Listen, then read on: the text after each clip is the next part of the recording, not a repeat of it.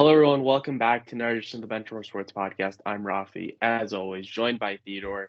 I'm rocking the Hendrik Lundqvist jersey, as earlier today, on the day that we're recording this, June 21st, it was announced that Hendrik Lundqvist will be in this upcoming Hockey Hall of Fame class. So congratulations, Hendrik Lundqvist. If you listen to this podcast, I love you.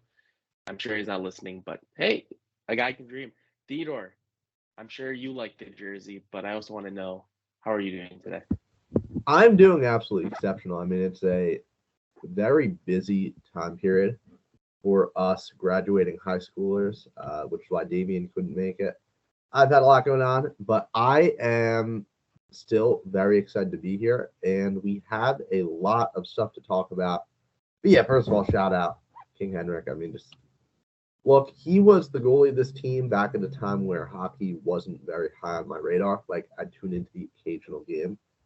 But still, he was just this one guy who, like, you always heard about. Like, he was the face of the Rangers for really as long as I can remember, and it's great to see him honored with this induction. King of New York. So let's get into the sport that Hendrik Lundqvist plays, and that's hockey. We're going to touch on the Stanley Cup Finals, then we'll touch on the NBA Finals, because unfortunately we didn't have a podcast last week, but we did have a YouTube video go up. So if you're interested in NHL free agency, check that video out. But let's get into some of the podcast topics, because once again, we're catching up from last week, what we would have discussed last week. NHL Finals, Theodore, I don't know how much you watched, but Vegas was able to make clean work of the Florida Panthers in Game 5. Matthew Tkachuk, unable to play. I believe he had a broken sternum. He wasn't able to put on his own clothes. That's how bad it was.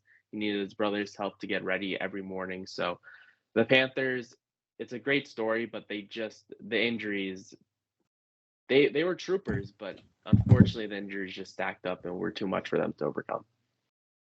Yeah, look, here is one key takeaway I think you need to have about this series. What happened to Radko Gudas? Because he has had a clear role on this Panthers team, and that role has been that of enforcer. And look, I love violence. I love seeing guys hit each other. I love enforcers, and I love seeing guys lay their bodies out on the line. So coming into this series, look, I had Vegas winning. I had Vegas in 5, and that worked out well for me. We'll just ignore your first take before you fell back on this one. Yeah, but I did fall back on it in time before the series started. So absolutely. I'll still give you credit. Don't worry. Remember, I had Vegas winning in the preseason, so I think I deserve a lot of credit for that one. But regardless, my point that I want to make here: Matthew Tkachuk had the second most penalty minutes of any player in any Stanley Cup final ever. That is your star player. That is the guy that you are relying on to carry your offense. And now that's a guy who in 4 games spends 50 minutes in the penalty box before getting hurt, presumably from one of the big hits he laid on someone.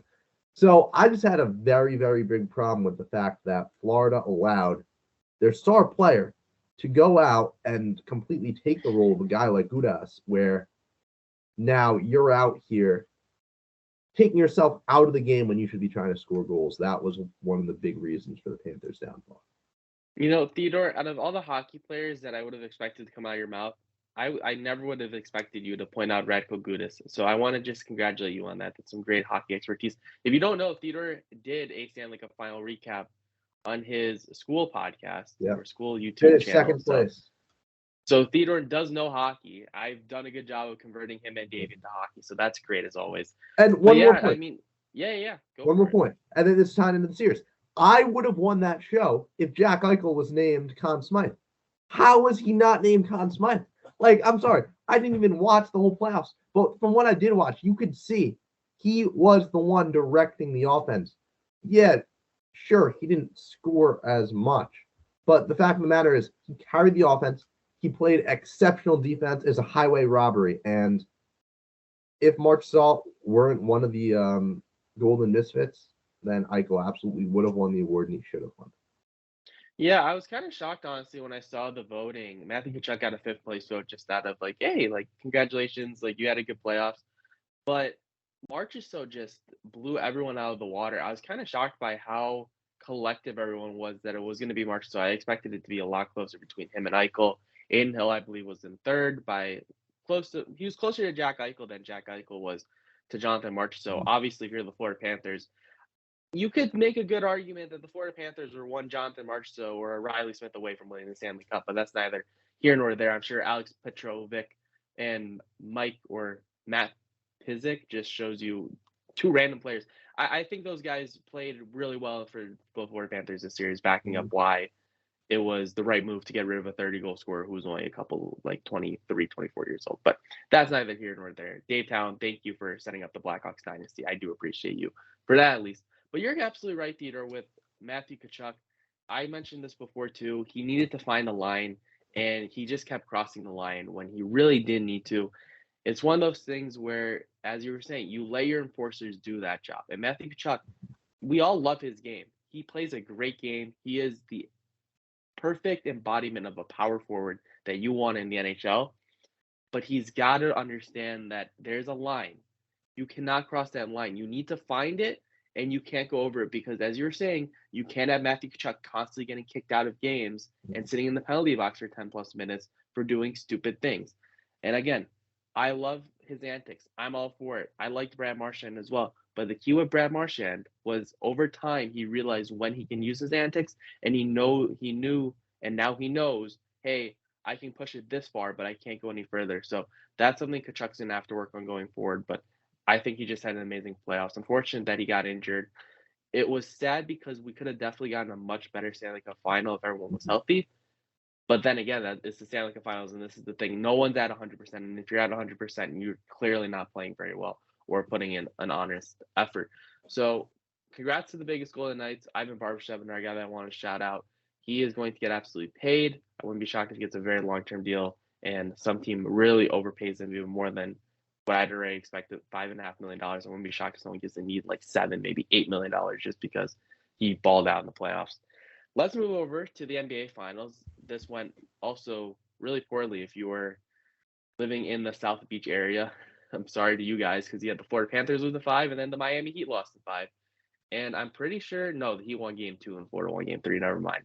So they weren't game for game how that series went, but I think this was just the Nuggets just being straight up better, which is crazy because if we really think about it, the Lakers, if anything, should have been crowned the champions because if you think about it, they lost to the eventual champions. So I don't think we should discount how the Lakers stayed in that series for longer than how it could have happened. And I just think LeBron is just such a great player that even though the Nuggets won, I think the Lakers are still my champion. Theodore. Yeah, I knew you were going to pull something like that, Raffi. And I think we as an audience are collectively groaning at that statement.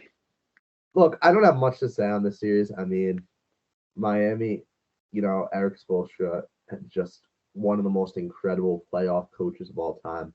The fact that this Heat team has been in like six of the past 12 NBA finals or something crazy along those lines. It's just absolutely nuts.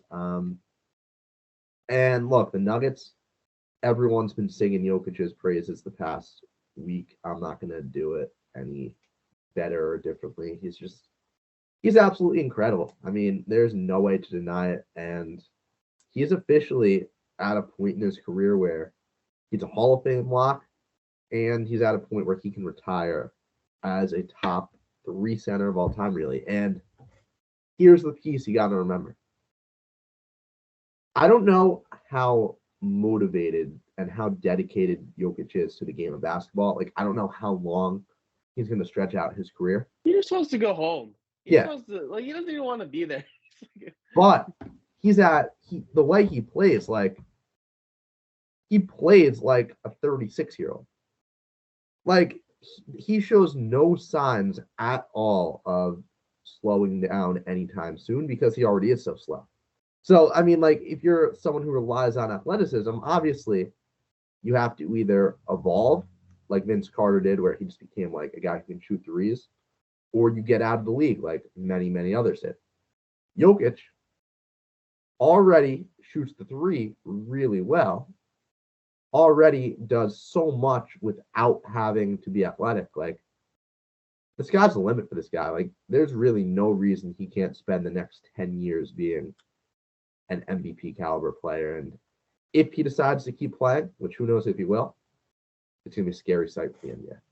And he's only 28 too. Like that's Yeah. ridiculous. Like he's still entering, some might say, or deeply in his prime as an Yeah. NBA player. So, I mean, Jokic certainly has many, many, many great years to come.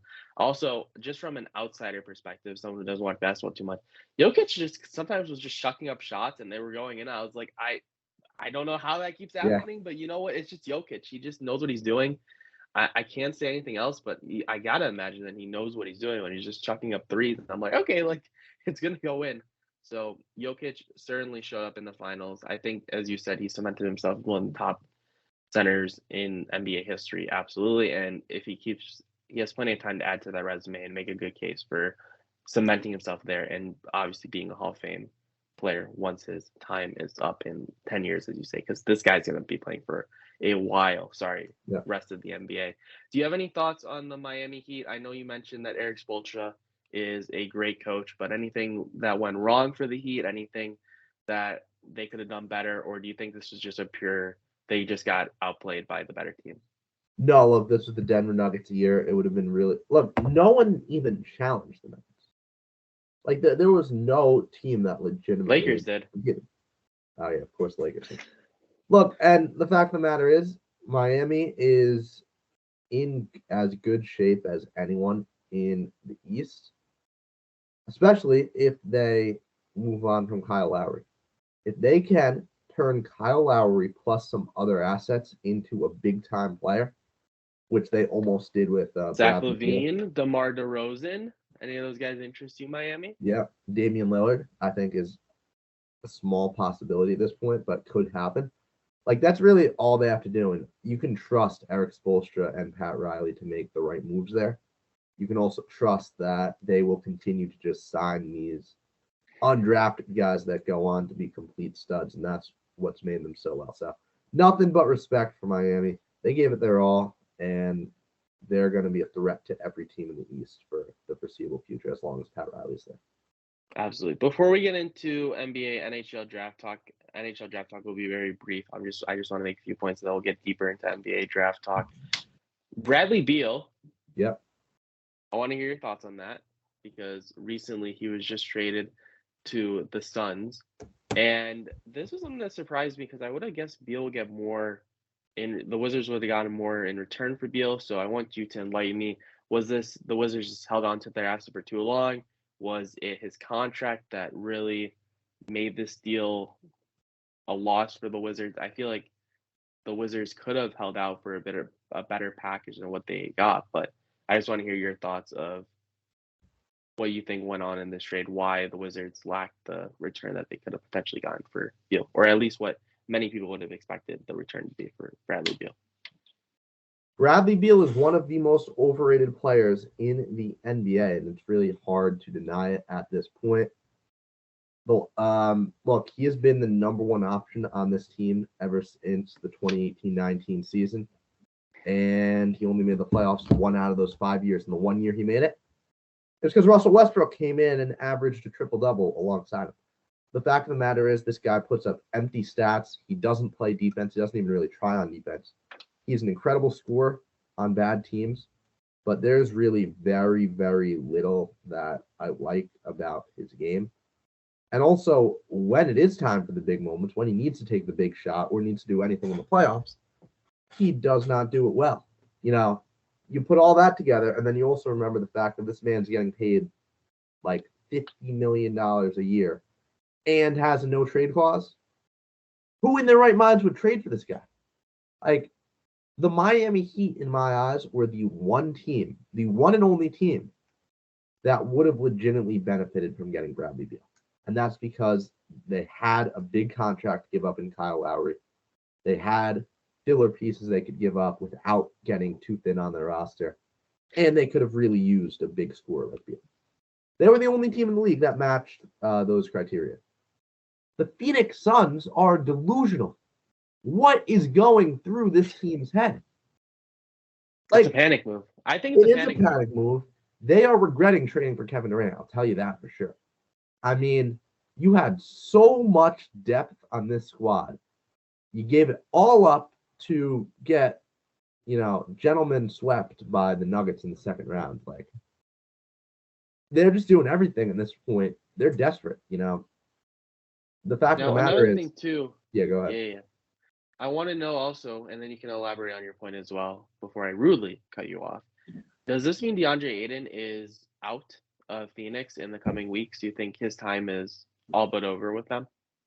No, you need DeAndre Ayton. Like, DeAndre Ayton's the one guy who should be untouchable right now because he is the only one who can possibly provide any decent kind of rim protection on this team or any kind of good defensive play. Like, he's the only guy who will provide it. You got Josh Okogie on the team. He's like the fifth best player at this point, which Josh Okogie's a really nice 3-and-D piece, really good defender, but like he should not be the fifth best player on your team. And the fact that when you move on from Josh Okogie, it gets even worse. Like, it's total scrubs. Like, that's horrible. If you ask me, like, Devin Booker and Bradley Beal have no business being on the same roster. It's just absolutely laughable what they think they're doing. DeAndre Ayton is the most valuable piece on the Suns team right now just because he is the only big. Like, who is he going to be paired with? Who is going to come in for DeAndre Ayton when Ayton inevitably needs to sit out a couple minutes, or if he gets like a 4 to 6 week injury? The Suns could fall into complete disarray without him. Honestly, I'm baffled by why Phoenix would even think about doing this move, and dark days ahead for Suns fans. You'd have to imagine that there's some sort of Kevin Durant or Big Three effect that's going on in the NBA. It's a copycat league, and I think we're slowly going to start getting to a point where teams are going to start to realize, do not build big threes. It doesn't work all the like. Yes, you have the Warriors. Yes, you had the Heat back in the early mid 2010s. But guys, the big three method, it's not working. Look at the Sixers. Yeah. Look at the Nets. There's a variety of cases. Look at the Heat. There's a variety of different scenarios where teams have gone all in for this big three, and they have come up empty-handed, and they've really gotten shafted at the end of the day by all of this. And here's what's laughable about the whole situation. The big three first became a thing in 2008 when Boston won with the Ray Allen, Kevin Garnett, Paul Pierce team. Rondo was on that as well, but it was a big three. Then you had the Miami big three. You had the OKC various combinations of big threes. You had all these big threes in like the first half of the 2010s.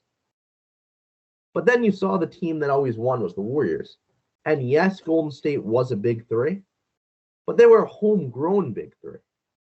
Yeah. And that's what teams should have realized a long, long time ago.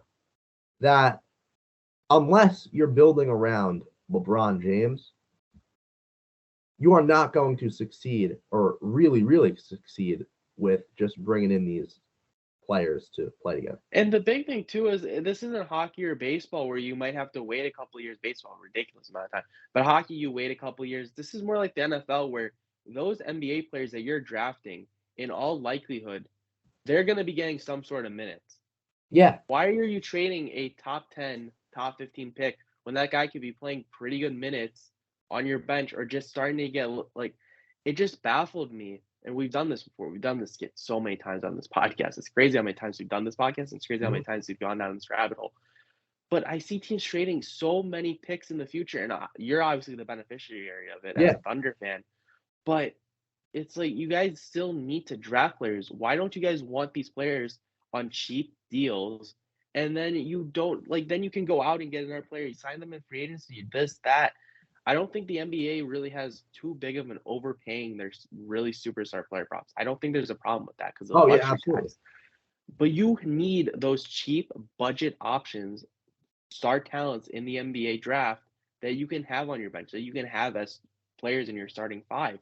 And the fact that teams are just chucking away those picks it's just baffling to me. I don't get why you're selling your whole future, because the teams that sell their entire future, they tend to not win and get stuck holding the bag at the end of the day. And then they wind up pushing things back. We all saw the Nets when they tried to make their big three with Kevin Garnett and the other guy's name, I don't remember. Paul Pierce, sorry. Yeah. That just blew up massively in the Nets' face for trying to make their own big three. Originally, they didn't learn their lesson a couple years later. I just think you can't go LA Rams method and just say screw them picks. You need draft Mhm. picks. You need those cheap players on your roster. Yeah. There's no team that has ever gone all in and truly succeeded. Like, I guess the 2019 Raptors, in a way, did. But But that's a then you also. one for one. And as you were saying, Theodore, that's homegrown grown talent too. They Mhm. had Kyle Lowry. They had obviously their DeMar DeRozan they traded. They Yeah. had Siakam, another guy that they like. And This wasn't that's, a yeah, yeah. that's kind of my point. Like, so many teams, and that's why I said the Raptors didn't go all in. So many teams in that situation would look, okay, we got this guy, Pascal Siakam, who's like young and pretty good. Let's trade him for someone who's older and better. No, the Raptors hung on to him thinking that, okay, you know what, in the future, we can build around Pascal Siakam. And they tried to. And yeah, sure, it hasn't gone great, but at least there's some kind of future there. At least there's some kind of core there instead of just being this team that's traded away all their picks. Like they got OG Anunoby, they had Gary Trent at one point. They have young, decent pieces because they didn't go all in. Yes. Going all in is once you have that firm team and then you can afford to go up. Yeah. But as you saw with the Raptors, and when the Warriors brought in Kevin Durant, you had a very good team already where you could afford to add that final piece, whether it was free agency or in a big trade. But first, you need to build through the draft, and we'll see what happens. Speaking of the draft, I want to talk briefly about the NHL draft, very briefly, and then we'll get into the NBA draft as well before we close the show. NHL draft coming up in a week as we record on Wednesday.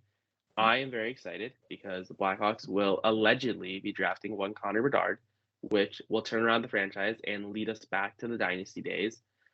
I can't wait. I'm very excited. I just need him to say I'm wearing 98 so I can buy his jersey and wear it to that next podcast or in 2 weeks after he announces that because I can't wait. I'm so excited. We'll see what happens as we get deeper into the draft. I've been thinking about making a video. I might just make a TikTok of my top 10. We'll see what happens at number 2. Fantilli, great player. I like Matvei Michkov a bit more. I just think he has higher upside. He's more of a Nikita Kucherov type player. Theodore, I'm pretty sure you know who Nikita Kucherov is. So I do. there's a I comparison for also you. know about the prospect you're talking about here. I've heard some stuff. How he's going to try and force his way to the Devils or the Capitals, possibly. Devils would be you'd have to push things back until the mid-20s if you wanted to go to the Devils. But I think the Capitals are certainly an option. There was reports that he was picking and choosing likely who he was going to interview with. And obviously, if you don't interview the guy, that's likely an indication that he's not interested in signing. Obviously, once again, though, he's such a valuable asset where if you drafted him in 3 years' time when he's ready to come over, if he says no, you can just trade him to another team, kind of like Adam Fox, but you could probably get a bit more out of it. So it'll be interesting to see what happens. Be sure to check out our TikTok, Benchwarmer_sports. I'll be doing some more draft coverage. Might get something else up on the YouTube, but there's your little NHL draft primer. Let's get into the NBA draft so we can both talk a little bit. Obviously, another generational player in this draft, Victor Wembanyama from France, which is unfortunate because I wish I got to see him play college basketball. I feel like that'd be amazing. Dude is so tall, Theodore. I saw a video where he was talking with Kylian Mbappe, and it was like Mbappe was talking to this little kid at first. So it's like, okay, like the kid's like much tinier than him. And then he goes over to Victor, and it's crazy. Mhm. Theodore, what's your comparison? I know it's hard to compare a generational player to a player who's played in the NBA, but if you had to compare him either stylistically or his level of talent or his upside, who would you compare him to?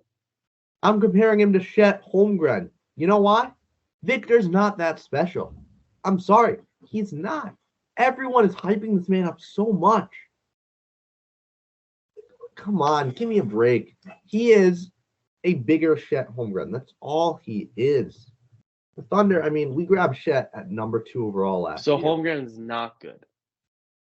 No, and this is No, I where, know. yeah, because here's the thing. Obviously, Wembanyama is a very, very, very good prospect. I'm not trying to deny that. He is not a better prospect than Zion Williamson. Like, let's go back to 2019. Raffi, I'm sure even you remember the Zion hype back then, right? Like, you don't. Okay. No, Well, I do. It was as someone who is friends with a Duke fan. Ah, geez, it was yeah, rough. every single time Duke played a basketball game, it was a story. It was a Yep, big deal. Yeah, because Zion would always do something incredible. He'd throw down a windmill dunk, or he'd break through his shoe, or like it was just I always remember something. that. Yeah, that was a funny game. That was a That was great really game. hilarious. A lot of other hilarious stuff happened in the Zion, which we're not going to disclose on this podcast. Um, Look, the fact of the matter is, Victor is overrated as a prospect. I think he's going to be, if he stays healthy, a very good player. But I do not think he's anything truly special. He's certainly not the best prospect since LeBron. You can throw that away. Zion was a better prospect. Anthony Davis was a better prospect. Carl Yeah. Anthony Towns may have been a better prospect. Victor is very, very flawed. We've seen him get dominated by a lot of guys in this French league. Um, he's got the same problem Chet Holmgren did coming into last year, where he needs to put on weight. Like, I really see very, very few differences between Victor Wembanyama and Chet Holmgren. I think they're on very similar career trajectories. Obviously, neither of them have suited up. The one thing I want to say before we move into a full draft rundown, this is going to be one of the greatest rookie of the year races I think we've ever seen. You got Chet with the Thunder. You got Victor. You got Brandon Miller and Scoot Henderson. I think we are going to have a four-way race, and I think it will be some of the best entertainment we've had in a Rookie of the Year race. Theodore, I'm gonna cut you off. I Yeah, think you're forgetting about your boy Grady. oh, yeah. You can't forget about Dick. Grady Dick I made a TikTok about him. It didn't do as well as I hoped it would. But Grady Dick is going to be a nice player. I really do believe that. So I'm looking at this mock draft from CBS because I love CBS. I love their March Madness stuff, and I also like their analysis as a whole. Brandon Miller, they have third overall. Obviously, there's a whole. It seems like everything about him has kind of just fallen by the wayside. I don't even Yeah. think that stuff got resolved. It just has disappeared from the media, which I mean, I guess that means things are okay then. So we'll see what happens, obviously. But it seems like that's not at the forefront anymore. I see Derek Lively. That's another guy I know from Duke. He's projected to be a top 10 pick. I remember watching him a little bit. Obviously, Grady, Theodore's boy, also a guy. So there's some players that I at least am familiar with. But Theodore, I want to know who's a player that you think is a bit underrated? Because you talked a little bit about a potential overrated player in Victor Wembanyama. Who's a player that you think is going to go later on in the draft that you think should have gone? That teams in the coming years will be like, how did this guy fall this far? Okay, first of all, I'm going to butcher this name. Bilal Koulibaly, and he is Victor's teammate on Net 95 in France. Actually, mocked to the Thunder. Yeah, In the mocked to the CBS mock Thunder. draft at 12. Now, here's the thing. He is Sam Presti's ideal player. Like, he has all the physical stuff. He has all the potential in the world. He's a guy that really could. Okay, and this is the game I like to play here. I like to play the Thon Giannis game because if you remember back in the 2013 and 2015, the Bucks used two mid first round picks one on Giannis, one on Thon Maker, thinking, okay, these guys could both be absolute dominant studs that changed the league. Giannis was that player. Thon Maker wasn't. They both had a lot of similar stuff. They both had a lot of similar traits. So are you getting a Giannis? Are you getting a Thon Maker? Are you getting something in between? I don't know, but I think you could be getting a really, really big time stud. That's one of them. The other one, and this is a name you'll know, Raffi, but Jordan Hawkins. This guy should be a lottery pick. He should be a lottery pick. I mean, he has instant 3-and-D ability. Like, he will be a role player on a championship team or a decent starter on an average team in the league. Like, he is just a guy that I think should be drafted a little higher than he will be. The final name I want to throw out there, this is another guy you probably saw in March Madness, Raffi, Amari Bailey. Oh, yes, of course. Yeah. You saw what he did in I forget what game it was where he just absolutely went off because he's shown potential plenty of times. And I just really think that he could be he's the guy who's compared to Amani Bates a lot. You've probably heard the name Amani Bates, right, Raffi? Yes, of course. Bates was a really, really hyped up prospect, along with Amari. I watched so many 2K rebuilds, and he used to always be like an 85, 88. Like, he was supposed to be like a generational player and just fell off. And really, it was just pure hype for no reason. It was people watching, his mixtapes and all that and getting excited for no reason. And I just don't think Bates has much of a place in the league. But Amari Bailey, I'm telling you, this guy, I would be shocked if he doesn't have like a 10-plus year career in. Yeah, I just think he's going to be really, really good in the NBA. I don't know if he'll ever be a superstar, but considering he's probably going to be a second-round pick, someone's going to walk away really happy with that one. Love my UCLA guys. Unfortunately, both my Bruins championship picks fell by the wayside, unfortunately, and I'm still a little upset that UCLA didn't go further in the tournament. Obviously, they're just a couple pieces away. Maybe if the health went their way, they would have won. But this isn't a session of me being upset about UCLA not winning the championship, because I will be right next year with my March Madness prediction. You can book that right now, June 21st, 2023. We hope you enjoyed this episode. Obviously, the drafts are coming up next week, so that's going to be fun. NHL free agency is also next Saturday, not this upcoming one. I'm sure NBA free agency is coming up as well, Theodore. So we hope you enjoyed. Let us know what you guys think about the upcoming drafts, the past championships that went down for the NBA and NHL. Be sure to follow us on TikTok, Benchwarmer_sports, and subscribe to our YouTube channel. So for Theodore, I'm Raffi. We hope you enjoyed this episode of the Benchwarmer Sports podcast. Have a good one.